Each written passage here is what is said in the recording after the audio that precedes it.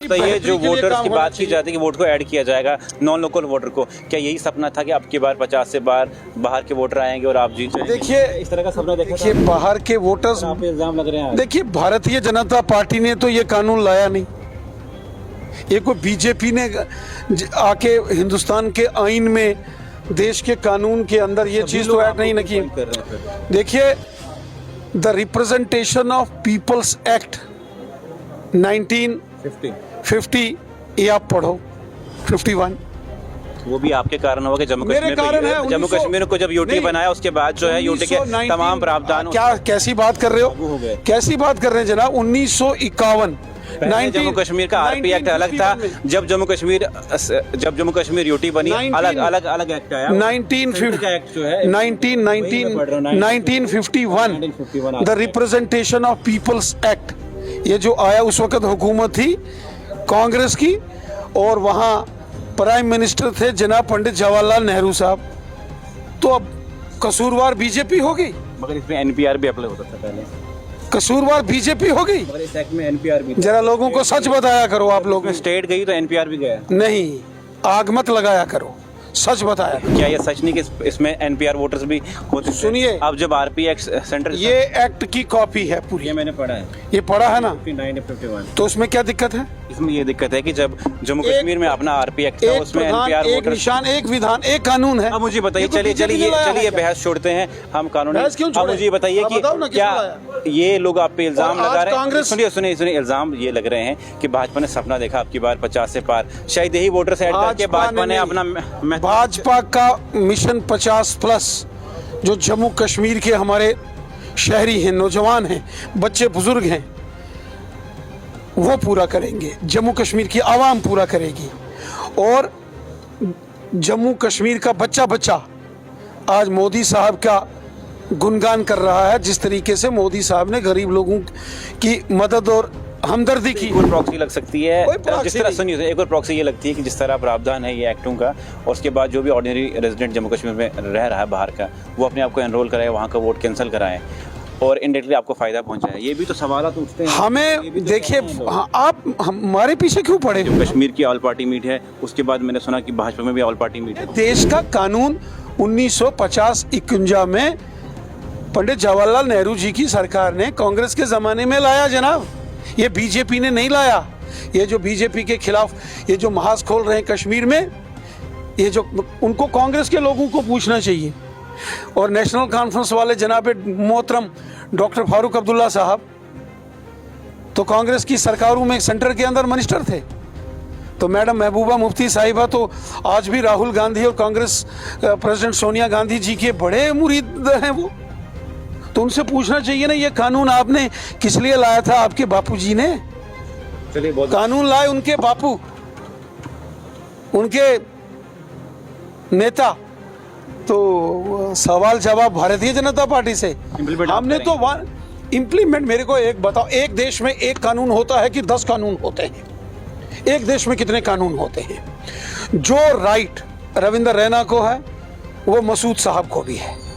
जितने इस हिंदुस्तान में कानून, जैसे आपने बात की ना, एक देश में कानून, यहाँ ऐसे देश है जो हर स्टेट का अलग कानून है। यूएस में जितनी स्टेट है उनका अलग। हम यूएस नहीं है ना, हम हिंदुस्तान है ना। बताइए हम अलग अलग क्यों हैं?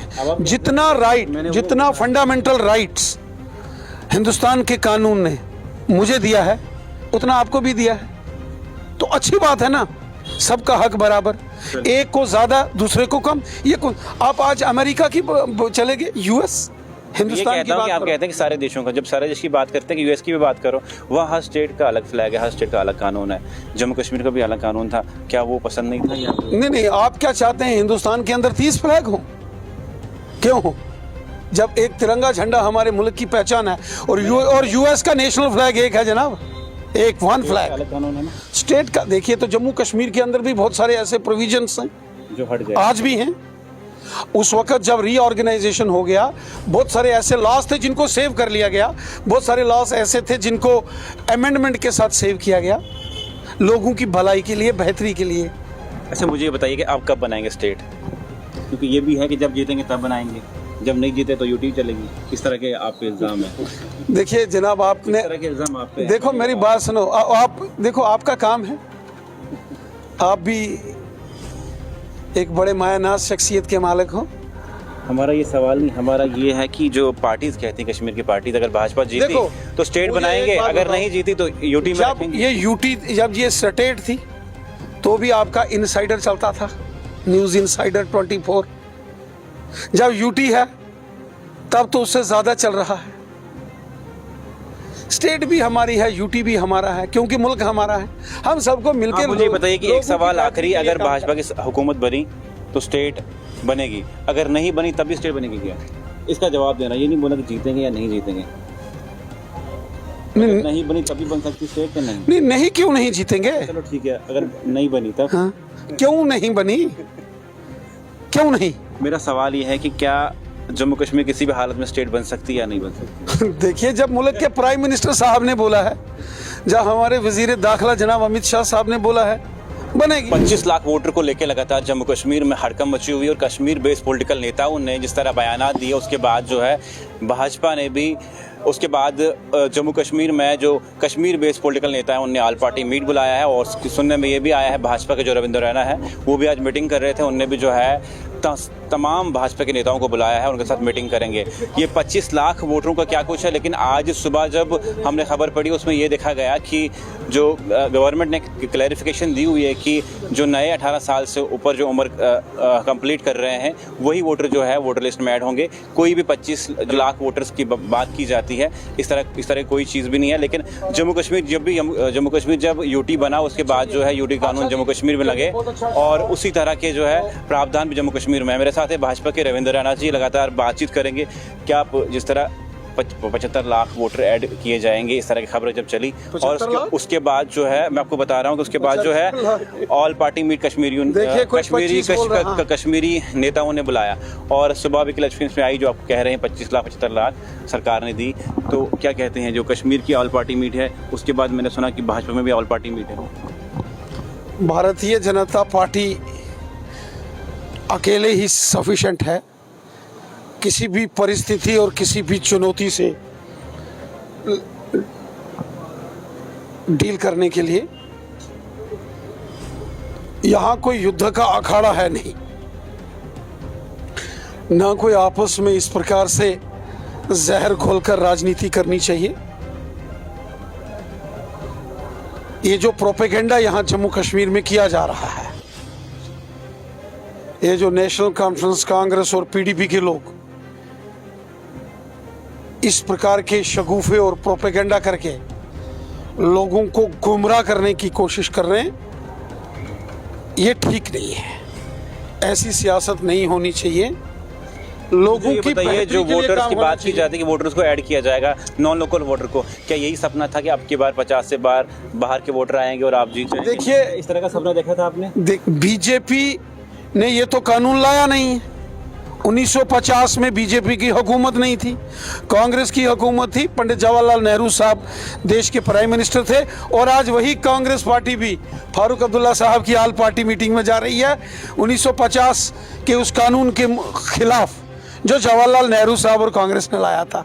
आप बीजेपी का मैंने सुना कि आप भी मीट कर रहे हैं 22 तारीख को। भारतीय जनता पार्टी की तो मीटिंग्स होती रहती हैं। ये हलचल क्यों है? हलचल तो हमेशा रहती है, हलचल तो रहेगी। क्या आपको लग रहा है ऑल पार्टी में कांग्रेस जा रही है? कांग्रेस जाएगी तो जवाब क्या देगी? पंडित जवाहरलाल नेहरू ने 1950 में कांग्रेस की हुकूमत के दौरान जवाहरलाल नेहरू प्राइम मिनिस्टर ये कानून लाया, और आज उसी के खिलाफ कांग्रेस जाके धरना देगी। अच्छी बात है कि लगातार जो है जब भी कोई कानून ऐसा आता है तो कश्मीर में हलचल मचती है। क्या आपको लगता है कश्मीर में हलचल क्यों मचती है? प्रोपेगेंडा हो रहा है। कोई नया कानून इस वक्त कोई बीजेपी की हुकूमत ने नहीं लाया है। 1950 का पीपल्स रिप्रेजेंटेशन एक्ट है, उसमें ये सारे प्रोविजंस हैं, और पूरे मुल्क में हैं। सपोज करो आप लोग जम्मू कश्मीर के रहने वाले हो, आप डोडा के रहने वाले हो, या आप कुपवाड़ा के रहने वाले हो, आप काम के लिए मुंबई चले गए, दिल्ली चले गए, आप पिछले 20 साल से वहां काम कर रहे हो, यहां जिस घर में आप रहते थे वहां कोई नहीं रहता है, आप यहां फॉर्म 6 भर के अपना जो वोटर लिस्ट में नाम है वो विड्रॉ करेंगे, और जिस जगह आप काम कर रहे हो, रहते हो, ये लिखोगे कि मैं अपना वोट वहाँ बनाना चाहता हूँ, यहाँ का वोट पहले आपको विड्रा करना पड़ेगा, फिर वहाँ नया वोट बनेगा, वो जाके आपको डिटेल देनी पड़ेगी। और ये पूरे मुल्क में है, पूरे हिंदुस्तान में है। आप मुझे बताइए कि फिर क्या चीज़ जनाब आप मुझे एक बात बताओ, और दूसरा बाहर के लोग आके यहाँ एमएलए बन जाएंगे, कौन बनेगा जनाब? मुझे बताइए कि फिर क्या चीज़ है, ये मैं पूछने वाला था कि जबकि सुबह भी सरकार ने क्लैरिफिकेशन दी कि ये वही वोट हैं जो 18 साल उम्र पूरी कर रहे हैं वो ऐड हो रहे हैं, तो फिर ऐसा क्या माहौल कश्मीर में ऐसी हालात? प्रोपेगेंडा सिर्फ नेशनल कॉन्फ्रेंस, कांग्रेस और पीडीपी का प्रोपेगेंडा, और कुछ नहीं है। ये कानून है ना, और एक और सवाल, ये हिंदुस्तान का आईन है। बताओ, हम में इसको कोई रोकेगा तो दूसरा कोर्ट में जाएगा, तो रोकने वाले के खिलाफ सुप्रीम कोर्ट कार्रवाई नहीं करेगा कि ये कानून 1950 से पूरे मुल्क में लागू है जनाब? एक और दूसरा मैं आपसे एक सवाल पूछता हूँ, जनाब मोहतरम आन जहानी मुफ्ती मोहम्मद सैयद साहब हमारे मुल्क के होम मिनिस्टर बने, उन्होंने 1989 में यूपी के मुजफ्फरनगर से चुनाव लड़ा, मुफ्ती साहब वहाँ जीते और हिंदुस्तान के वजीर दाखिला होम मिनिस्टर साहब बने, जैसे आज अमित शाह साहब हैं। तो मुफ्ती साहब भी तो कश्मीर के रहने वाले थे, इलेक्शन लड़ा कहाँ से? मुजफ्फरनगर यूपी से। गुलाम नबी आज़ाद साहब जम्मू कश्मीर के चीफ मिनिस्टर रहे, पूरी ज़िंदगी कहाँ से चुनाव लड़ते रहे? महाराष्ट्र से। अच्छा मुझे बताइए कि जिस तरह, अच्छा क्यों, पहले इस पर तो जवाब दो ना। ठीक है, ये बताइए कि जैसे लेफ्टिनेंट गवर्नर मनोज सिन्हा ने कहा कि अगर जम्मू कश्मीर के हालात सुधारनी है तो पाकिस्तान से बात नहीं करनी, जम्मू कश्मीर के लोगों से बात करनी है, और वहीं कश्मीरी नेता कहता है कि अगर हालात सुधारनी कश्मीर पाकिस्तान से बात करनी है। कश्मीर के लोगों का कोई गुनाहगार है तो वो पाकिस्तान है। जिस पाकिस्तान ने कश्मीर के अंदर हर घर को दुख दिया, हर घर के अंदर मौत का तांडव दिया, हर घर के अंदर मातम दिया, वो पाकिस्तान है। वो बंदूक वाले हैं, वो गोलियों वाले हैं, वो ग्रेनेड वाले ये लोग हैं। हमें तकलीफ़ है। मैं जब कश्मीर के अंदर जाता हूँ, जब मुझे वहाँ के लोग मिलते हैं, जब मुझे वहाँ के सताए हुए परेशान लोग मिलते हैं, मुझे तकलीफ़ होती है।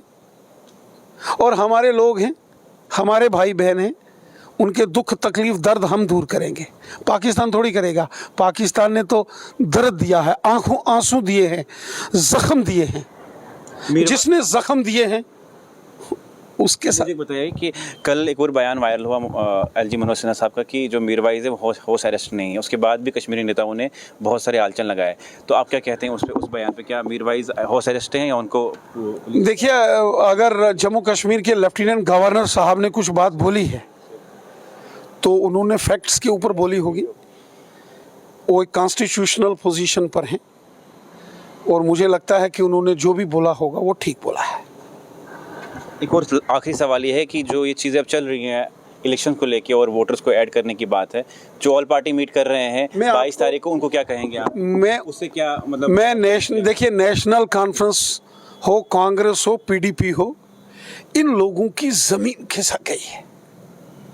लोगों ने इनको रिजेक्ट किया है। कश्मीर के अंदर हर घर में लोगों ने आज़ादी का जश्न बनाया, तिरंगा फहराया, हर घर तिरंगा था। आपने देखा कश्मीर के स्कूलों में, कॉलेजेस में, यूनिवर्सिटी में, घरों में, दुकानों में, मकानों में चारों तरफ तिरंगे झंडे लोगों ने दिल से लगाए, क्योंकि कश्मीर के लोगों में तिरंगा बसता है दिल में और हिंदुस्तान बसता है। अब ये वही लोग हैं जो कहते थे तिरंगा उठाने वाला कोई नहीं मिलेगा। अब इन्होंने नया शगुफा छोड़ा जनाब, इतने वोटर इधर बन रहे हैं, इधर से बाहर से आके एमएलए बनेंगे। भैया कौन बाहर से एमएलए बनेगा बताओ? अगर मैं जाके केरल में कहीं एमएलए का इलेक्शन लड़ूंगा तो मुझे केरल में कोई वोट देगा? उनकी लैंग्वेज अलग। मैं तमिलनाडु में, आंध्रा में, महाराष्ट्र में जाके चुनाव लड़ूंगा, मुझे कोई वोट देगा? वहाँ कोई नहीं देगा। लोग तो अपने पंचायत के बाहर वाले किसी दूसरे कैंडिडेट को सरपंच के इलेक्शन में वोट नहीं देते हैं।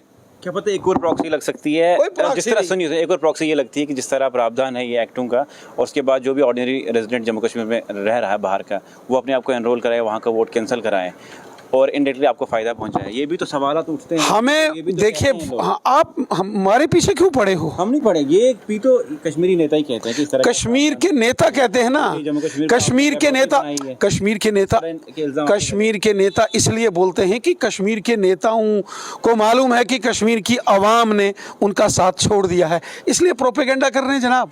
वो चाहते हैं फिर से कश्मीर में हड़तालें हों, फिर से कश्मीर में पत्थरबाजी हो, फिर से कश्मीर में बंद काले हों।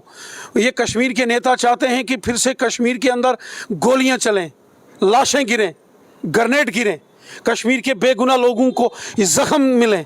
वो हम नहीं होने देंगे जनाब। ये थे मेरे साथ भाजपा के रविंदर रैना। लगातार जो जम्मू कश्मीर में सवाल उठते हैं और जम्मू कश्मीर की जो कश्मीर बेस्ड पॉलिटिकल पार्टीज़ हैं क्या कुछ हालचाल लगाते हैं भाजपा पे, और जो वोटर्स ऐड हो रहे हैं जम्मू कश्मीर में, और उसको लेके भी सरकार ने क्लैरिफिकेशन जो दी और कहा कि कौन से वोटर ऐड होने वाले हैं, उन सब सवालों पे हमने रविंदर रैना जी के जवाब लिए और भाजपा पार्टी का क्या कुछ संज्ञान है, क्या सोच विचार है इस चीज़ पर। और आपने ये इंटरव्यू सुना और इस इंटरव्यू में क्या कुछ कहा, क्या आप उससे सेटिस्फाई है, आपकी क्या कुछ राय है, ज़रूर दीजिएगा।